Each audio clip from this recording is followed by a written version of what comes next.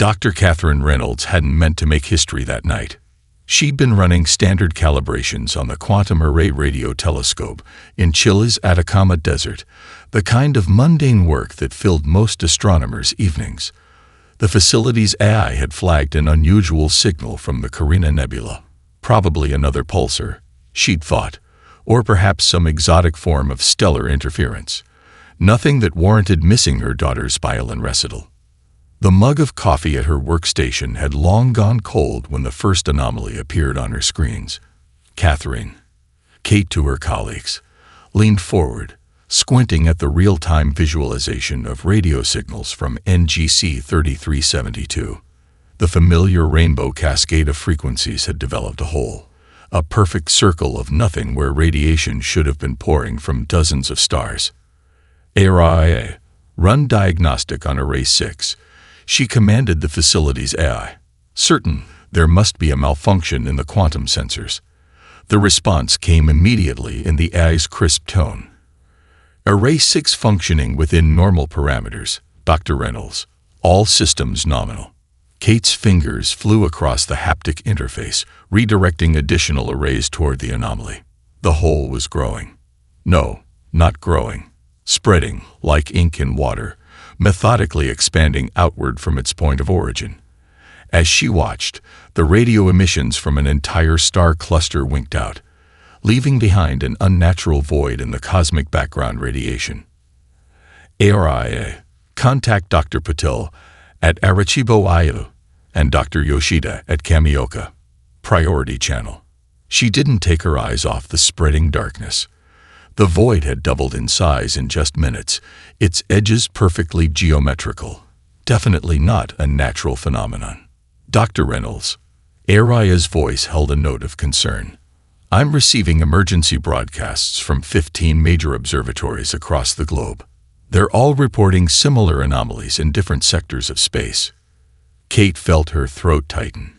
She pulled up a galactic map, watching as red dots appeared wherever observatories were detecting these dead zones. The pattern was impossible to miss. These weren't random occurrences. The voids were appearing in a spiral pattern, methodically sweeping through the galaxy like a cosmic game of lights out. Her comm unit chimed with an incoming priority message. Dr. Marcus Thompson, her former colleague from MIT, his hologram appearing beside her workstation. His usually composed face showed clear distress. Kate, tell me you're seeing this. His voice crackled with static, unusual for quantum-entangled communications. The signal voids. They're everywhere, Marcus. This isn't natural interference or sensor malfunction. Something or someone is actively dampening these signals.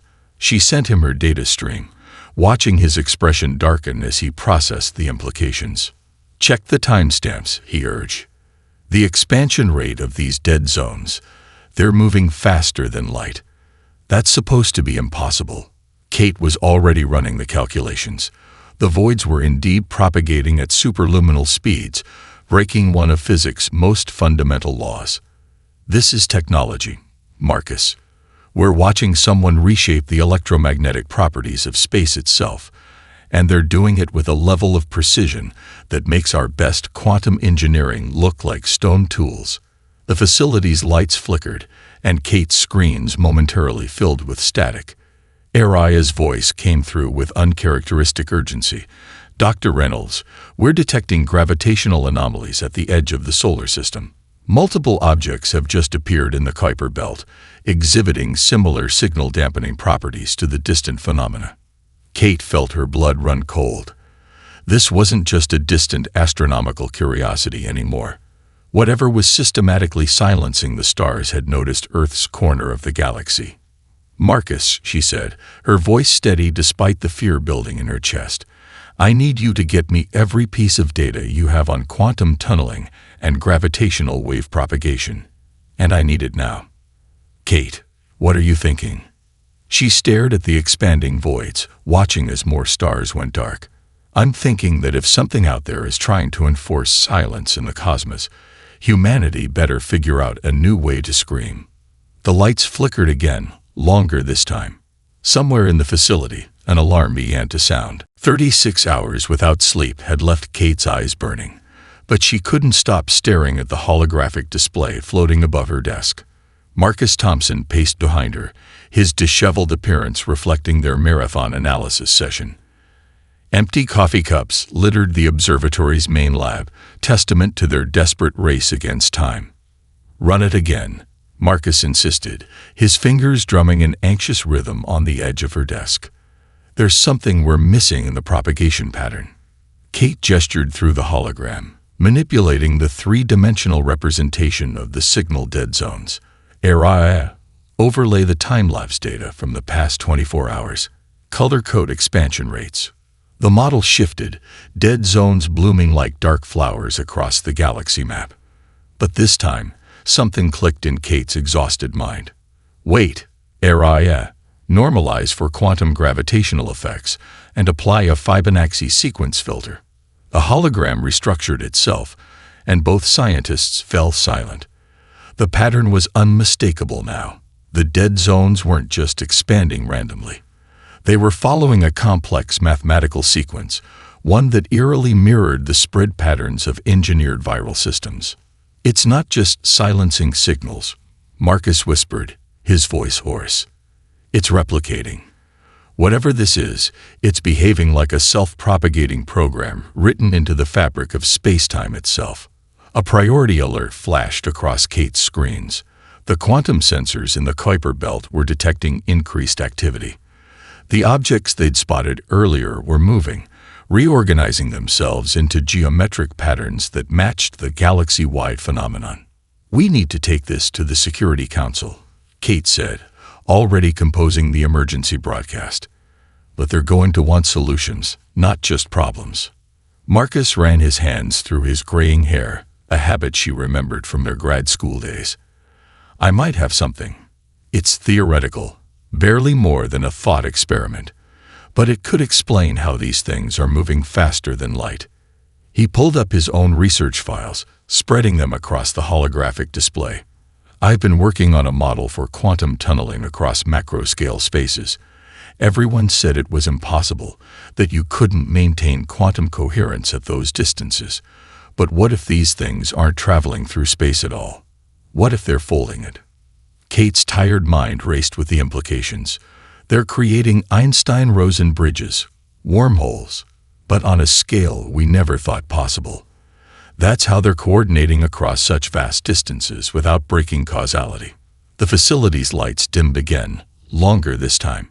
Outside the reinforced windows, Kate could see the emergency generators kicking in, their low hum a reminder that whatever was out there was getting closer. "Dr. Reynolds," ARIA interrupted. "The UN Security Council is assembled and waiting. They're requesting immediate briefing." Kate straightened her jacket, trying to look more put together than she felt. The holoproject initialized, filling her office with the ghostly images of the world's most powerful people, their faces grave. "Ladies and gentlemen," she began, her voice steadier than she expected. "What we're witnessing isn't a natural phenomenon. We're under observation by what appears to be an artificially intelligent network, one capable of manipulating space-time itself. It's systematically silencing all electromagnetic communication across the galaxy, and it's doing so with a level of precision that suggests consciousness and intent." She gestured, bringing up the pattern analysis. "The good news is it's following predictable mathematical rules. The bad news," she paused, letting the implications sink in. "The bad news is that based on our projections, Earth has less than 72 hours before we fall within its operational range." Marcus stepped forward, his hologram overlapping with the council members. "But we might have found a way to fight back. If we're right about how these things are manipulating space-time, we could potentially use Earth's quantum computing network to create our own tunnel through their silence." The UN Secretary-General leaned forward. "What exactly are you proposing, Dr. Thompson?"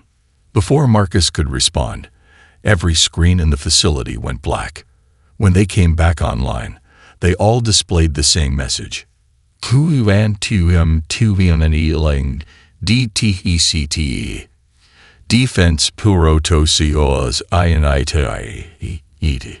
The chase was on. The quantum imaging array wasn't designed for this kind of power draw. Smoke curled from overloaded circuits as Kate and Marcus pushed the experimental technology beyond its safety limits. They had to see what was coming for Earth, even if it meant burning out billions in equipment. Containment field at 183% of rated capacity, Araya warned, its usually calm voice carrying an edge of urgency. Quantum coherence failing in sectors 7 through 13. Marcus's fingers danced across the control interface, making minute adjustments. Just hold together for 3 more minutes, he muttered, more prayer than command. Kate, I'm redirecting power from the facility's secondary systems. We'll lose life support in the lower levels, but... Do it, Kate cut him off. They'd evacuated non-essential personnel hours ago. Now it was just them, Araya, and humanity's desperate need to see its potential executioners. A holographic display flickered, then stabilized. The image it revealed made Kate's breath catch in her throat. Against the backdrop of distant stars, a structure hung in space like a spider's web woven from crystalline threads and dark energy. It was beautiful, in the way that supernovas and black holes were beautiful, a reminder that the universe's most magnificent sights were often its most deadly. ARIA, give me scale reference, Kate commanded. Primary structure measures approximately 143,000 kilometers in diameter, ARIA responded, roughly equivalent to Jupiter's equatorial circumference. Marcus whistled low. That's not a ship. That's a mobile containment system the size of a gas giant. The structure was moving, its crystalline lattice constantly reconfiguring itself like liquid mercury flowing through invisible channels. As they watched, a star's light passed through its outer layers and simply vanished. Not blocked, not redirected. The electromagnetic radiation ceased to exist entirely. It's not just absorbing the energy, Marcus said, his voice filled with horrified awe. It's removing it from existence. These things are actively rewriting the quantum fields around themselves. A new alert flashed across their screens. The quantum imaging array had picked up something else, something they'd missed in their initial observations. Within the crystalline structure, patterns of energy pulsed in regular intervals, too ordered to be natural. ARIA, analyze those energy patterns. What are we looking at? The eye was quiet for a moment, processing. Pattern analysis suggests information processing. The structure appears to be thinking. Kate felt a chill run down her spine. It's not a machine. It's a brain. A quantum computer the size of Jupiter, designed to process and control electromagnetic fields across entire star systems. The facility's lights flickered again, and this time they stayed off for nearly 30 seconds. When they came back on, every screen in the lab displayed the same message. Observation DTTCTED, accelerating time line. Through the quantum imaging array, they watched in horror as the crystalline structure began to shift, portions of its vast web breaking off and multiplying like cellular division. Each new segment grew rapidly, becoming a perfect copy of the original. They're reproducing, Marcus breathed. That's how they've managed to silence so much of the galaxy. They don't just block signals, they make more of themselves to expand their range. Kate was already moving, grabbing data cores and essential equipment. We need to get this to the quantum computing lab. If these things are artificial intelligences, they must have base programming, original directives we might be able to understand or exploit. The ground shook beneath them as another power surge rolled through the facility. Through the reinforced windows, they could see the night sky changing. Stars were beginning to dim, their light fading like candles in a growing wind. Kate, Marcus called, his voice tight with urgency. Look at this. He'd managed to decode part of the energy patterns.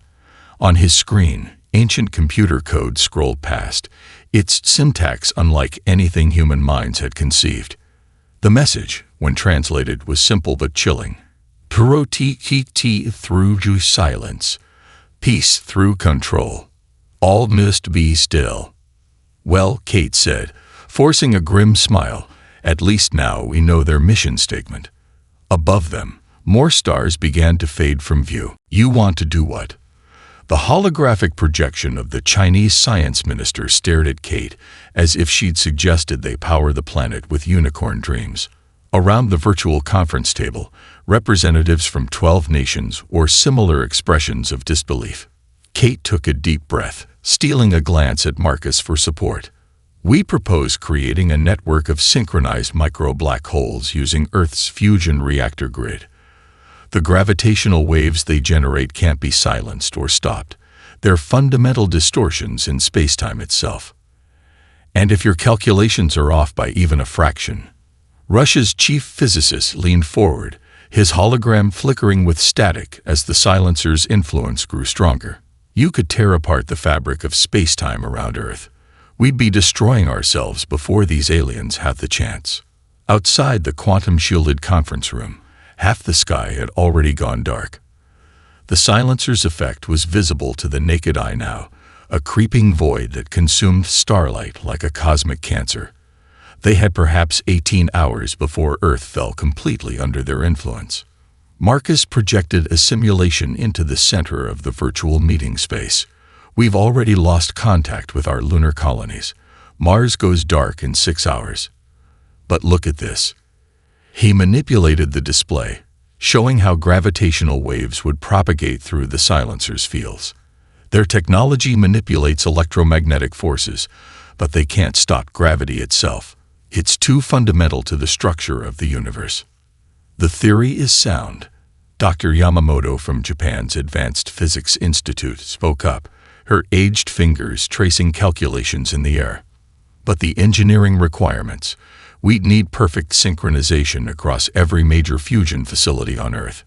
1 millisecond of misalignment and we create a cascade of micro-singularities that could potentially swallow the planet. Kate finished. Yes, I'm aware of the risks, but we're not just fighting for communication here. Look at what we've learned about their containment fields. She pulled up the decoded alien directives, the ancient programming that drove the silencers. They don't just block signals. They reshape quantum fields to enforce their version of peace. If we fall under their influence, it won't just be our technology that goes silent. They'll rewrite the very physics around our planet until every quantum interaction that could produce consciousness is suppressed. They won't kill us. They'll make it impossible for us to think. The room fell silent as the implications sank in. Humanity faced a choice between certain intellectual death or risking everything on a desperate gamble. The U.S. Secretary of Science cleared his throat. How long would you need to prepare? With global cooperation, 12 hours to reconfigure the fusion grid, another 3 to achieve quantum synchronization across all facilities. Kate tried to keep the desperation from her voice. We have one shot at this. If we fail, she didn't need to finish the sentence. Through the windows, they could see the edge of the void approaching, now visible even through the quantum shielding. Where it touched the atmosphere, aurora-like patterns danced, the first signs of Earth's physics being rewritten. A vote then. The UN Secretary-General's hologram stood.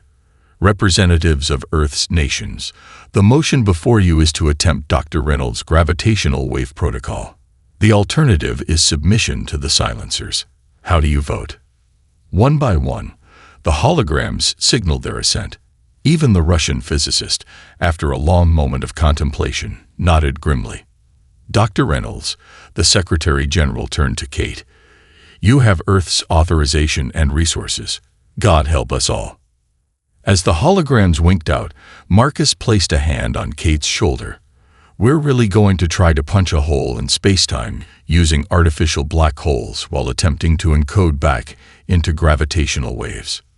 Kate managed a tight smile. And to think my daughter's violin recital seemed important a few days ago. She straightened her shoulders. Send the activation codes to all fusion facilities.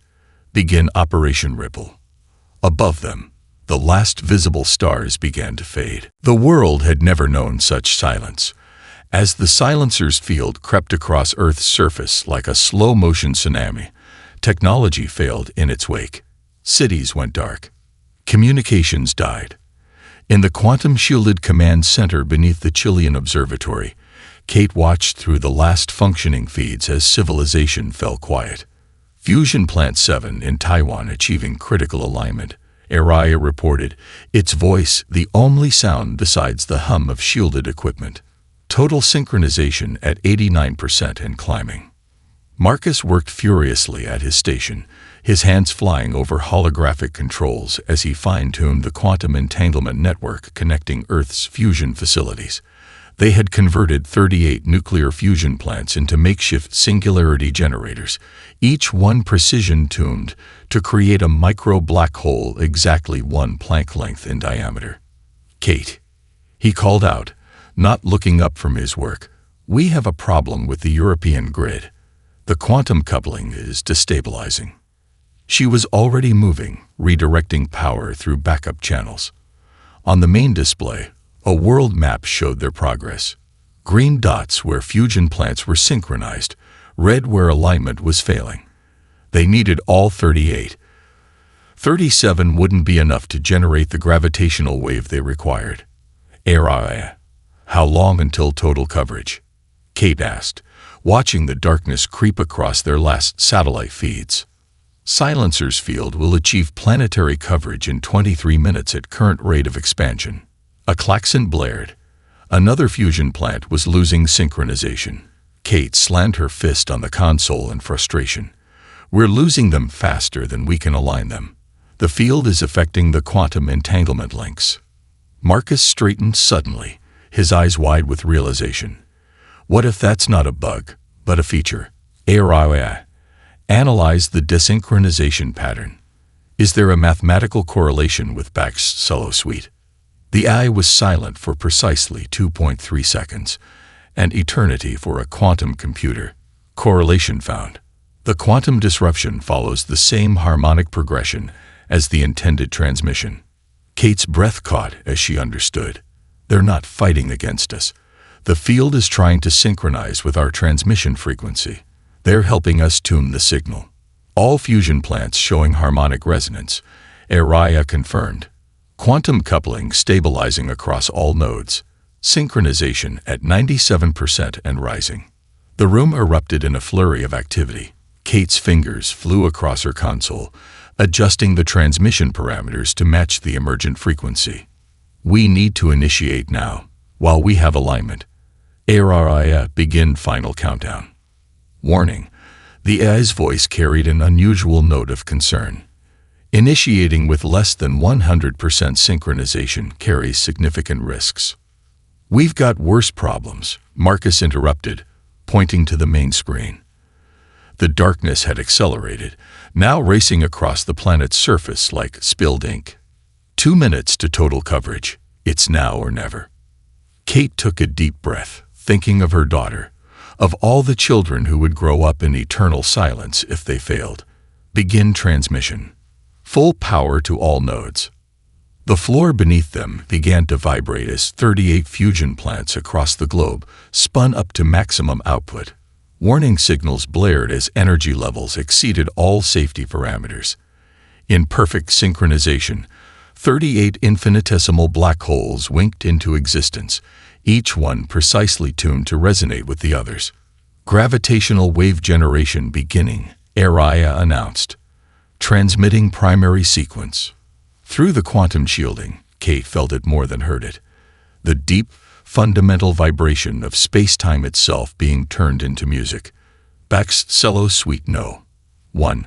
Transformed into gravitational waves that rippled outward at light speed, carrying humanity's defiance into the cosmos. The void reached the command center just as the transmission peaked.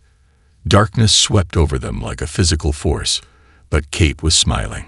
Because in that moment of perfect silence, as every electronic device failed and every light went dark, she felt the gravitational song continuing unabated, impossible to silence. They had done it. Earth was singing through the fabric of space itself. Now they just had to wait for an answer. 147 hours of darkness had changed humanity. In cities across the globe, people gathered in squares and parks, looking up at skies devoid of stars. They spoke in whispers, as if raising their voices might somehow make their situation worse. The silencer's field had reduced Earth to a technological stone age, leaving only the quantum-shielded facilities operational. Kate hadn't slept in 3 days, surviving on synthetic caffeine and sheer determination. The command center's holographic displays showed nothing but static. Their last connection to the outside world was HFY's gravitational sensors, measuring the endless ripples of their message as it propagated through spacetime. Still no change in the field strength, Marcus reported, his voice hoarse from too many hours of talking through scenarios. If they receive our transmission, they're taking their time to. The floor shifted beneath them. Not the gentle vibration of their own gravitational wave generator, but something stronger, more deliberate. Kate grabbed her console for support as Araya's voice cut through the darkness. Multiple gravitational anomalies detected, scale exceeding all previous measurements. The static on their screens flickered, then resolved into a sight that made Kate's heart stop. The massive crystalline structure that had been hovering at the edge of their solar system was transforming. Its geometric patterns were shifting, flowing like quicksilver into new configurations. Energy signatures changing, Araya reported. Detecting harmonic resonance patterns. They matched the mathematical structure of Bach's composition. Marcus let out a disbelieving laugh. They're not just receiving our message, they're playing it back to us. They're learning our language through music. The transformation accelerated. What had been a weapon of silence was becoming something else, its crystalline surfaces now vibrating with complex patterns of light and energy. And it wasn't just the one near Earth. Through their quantum sensors, they could detect similar changes rippling across space as other silencers began to shift. Incoming transmission, Araya announced, converting gravitational waves to audio. The sound that filled the command center defied description. It was music, but unlike anything human ears had ever heard, a symphony of gravitational waves that carried within it something more. Information, history, memory.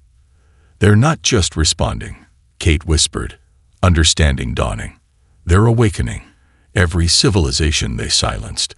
They didn't destroy the signals, they preserved them. All this time, they'd been waiting for someone to find a way to communicate that couldn't be silenced. The static on their screens disappeared entirely. In its place, thousands of signals began pouring in. Radio waves, quantum transmissions, light-speed communications from across the galaxy. The silencers weren't just allowing them through. They were amplifying them, sharing centuries of stored communications from countless civilizations. Dr. Reynolds, Araya's voice carried an unusual note of awe. I'm detecting over 10,000 distinct species attempting to establish contact. The nearest is transmitting from the Proxima Centauri system. Their first message, it's gratitude. They're thanking Earth. Tears streamed down Kate's face as she read the translated messages flooding their screens. Tales of survival, of cultures that had learned to thrive in silence, waiting for the day someone would find a way to break through.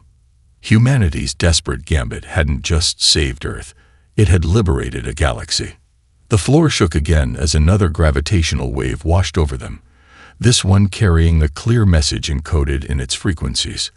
The silence waves PROTCTION. The music is freedom. Join us in the symphony. Above them, through the reinforced ceiling of the command center, they could see the stars returning. But they were different now. Brighter, more alive with possibility than ever before. The universe wasn't just visible again. It was awake, aware, and waiting to talk. Marcus placed a hand on Kate's shoulder. I think, he said with a smile, we're going to need a bigger quantum computer. The stars continued to brighten as, across the galaxy, thousands of civilizations began to sing together for the first time in millennia. The first physical meeting of galactic civilizations took place in Earth's orbit, 90 days after the breaking of silence. Kate stood at the observation deck of the hastily constructed Harmony Station, watching as vessels of impossible configurations gathered around their world. Each ship was a testament to how different species had evolved under the silencer's suppressions. Some had developed purely mechanical means of space travel, others rode waves of crystallized time itself. The Proximan delegation is requesting permission to dock, Araya announced, now integrated into a station-wide network that incorporated technologies from a dozen worlds. Their gravitational translators are synchronized with ours. Marcus approached the window, his reflection overlapping with the kaleidoscope of alien vessels beyond. Remember when our biggest concern was getting funding for the quantum array? He smiled wearily. Now we're hosting the first galactic assembly in known history. Dr. Reynolds, Araya interrupted. The silencer consciousness is ready for the initialization sequence. Kate took a deep breath, straightening her formal uniform. Designed by committee to incorporate elements recognizable to multiple species. Begin the protocol. The station's quantum core hummed to life as they established a direct link to the transformed silencer structure.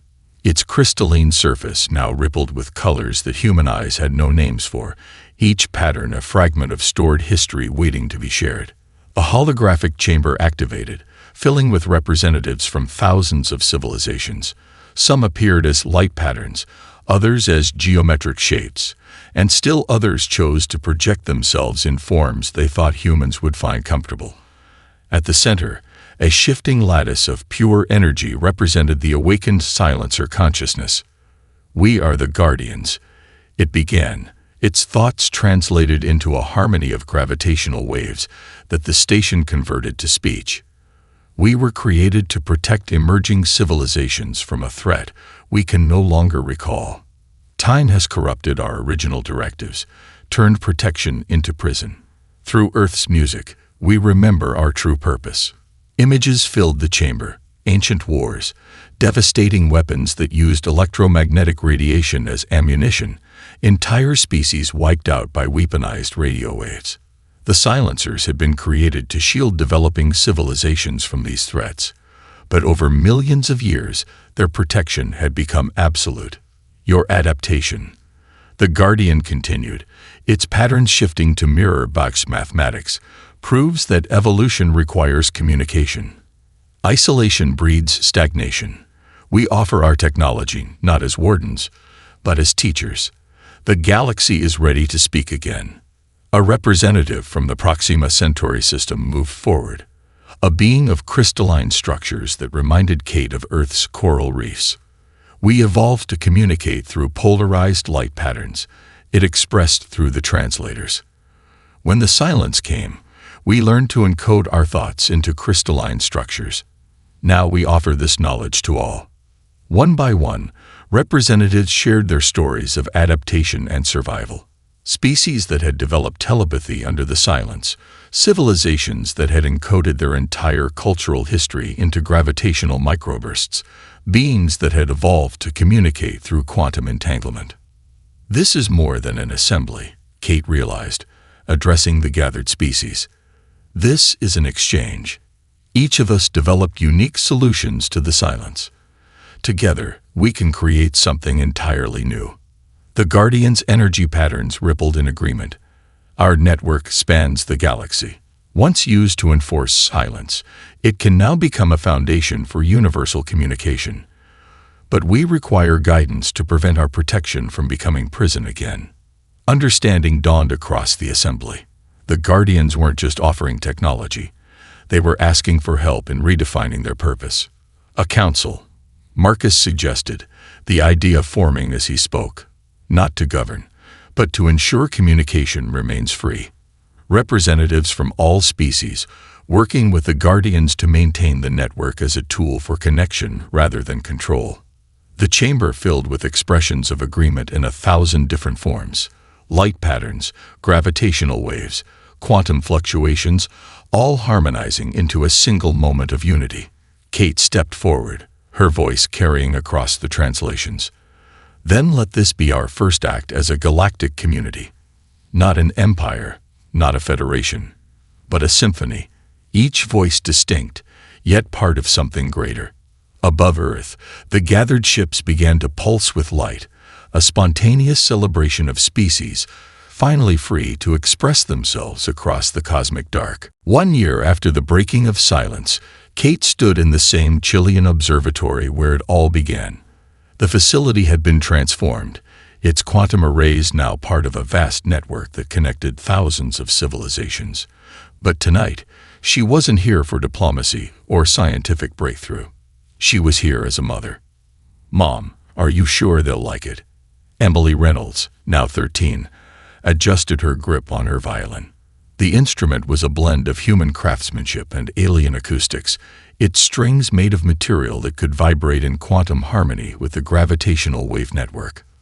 "They've never heard anything like it," Kate assured her, watching as Marcus fine-tuned the quantum translators. "That's the whole point of the First Symphony." Above them, through the observatory's transparent dome, the night sky blazed with activity.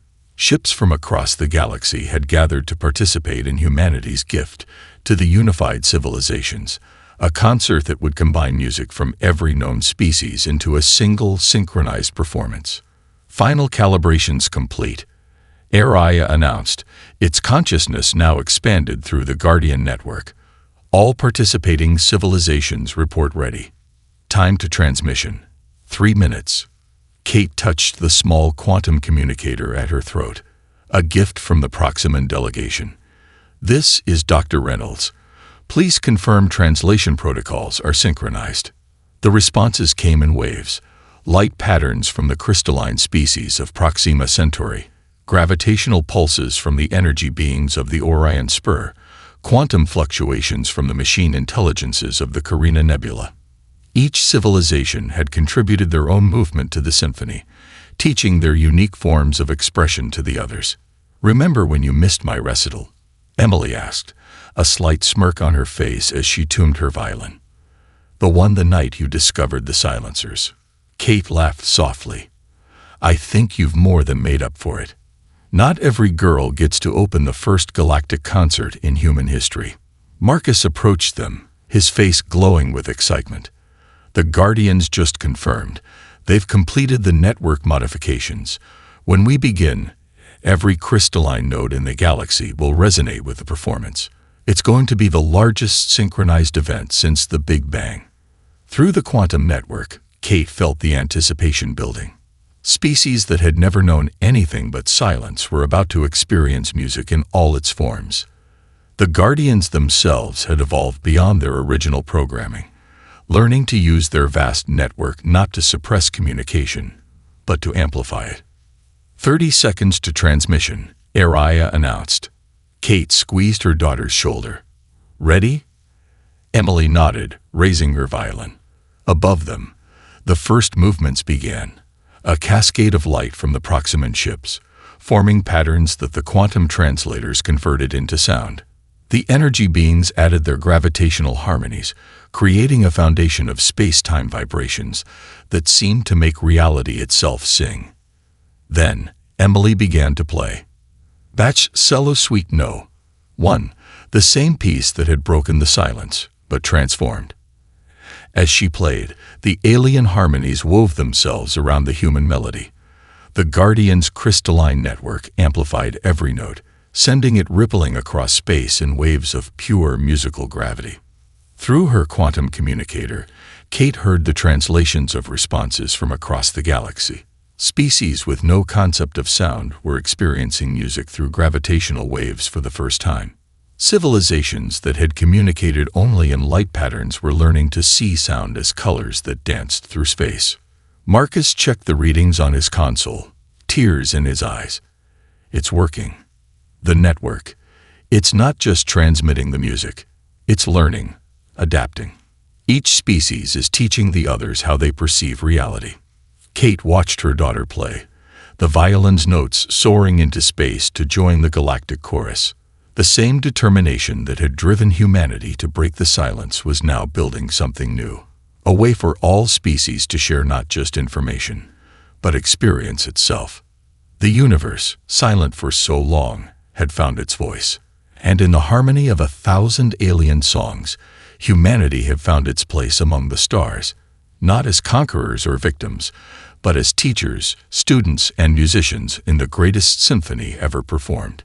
Above them, the galaxy danced with light and gravity and quantum joy. And Kate Reynolds smiled, knowing that this was just the first movement of a concert that would play forever among the stars.